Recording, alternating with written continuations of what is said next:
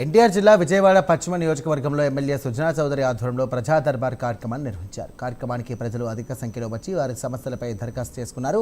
ప్రజా దర్బార్లో వచ్చే సమస్యలే కాకుండా ఎమ్మెల్యే ఆఫీసులో అధికారుల దృష్టికి తీసుకొచ్చినటువంటి కూడా ప్రతి సమస్య పరిష్కారం ఉంటుందన్నారు.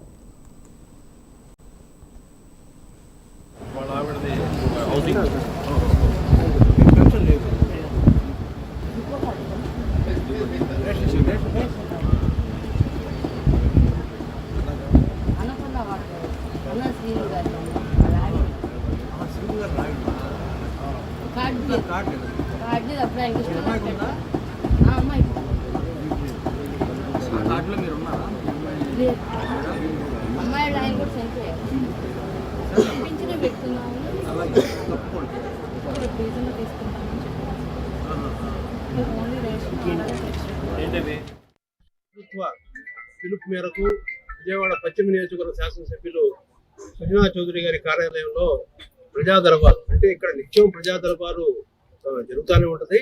అయినప్పటికీ ప్రభుత్వ ఆదేశాల మేరకు, రాష్ట్ర ప్రభుత్వ ఆదేశాల మేరకు ముఖ్యమంత్రి చంద్రబాబు నాయుడు గారి సూచనల మేరకు ఈ రోజు పశ్చిమ నియోజకవర్గ శాసనసభ్యులు సుజనా చౌదరి గారి కార్యాలయంలో ప్రజా దర్బారు ఏర్పాటు చేయడం జరిగింది.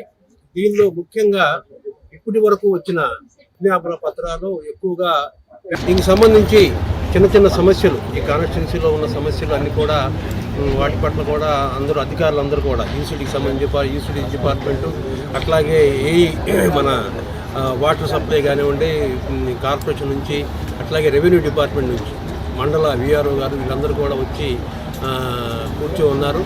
అయితే ఈ ఎండ తీవ్రత కూడా ఈ పూట చాలా ఎక్కువగా ఉండటం వల్ల ప్రజలు ఇప్పుడే రావటం. ఇది సాయంత్రం 6 గంటల వరకు కొనసాగుతుంది.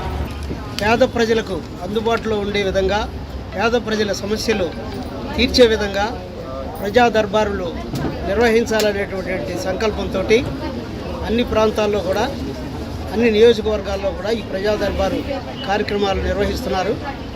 సుజనా చౌదరి గారి ఆఫీసు నందు ఈ కార్యక్రమాన్ని నిర్వహించడం చాలా ఆనందదాయకమని చెప్పి అనుకుంటూ, అయితే ఈ కార్యక్రమాలు సుజనా చౌదరి గారి ఆఫీసులో ప్రజా దర్బారు ఈరోజే నిర్వహిస్తారనే పరిస్థితి అయితే లేదు.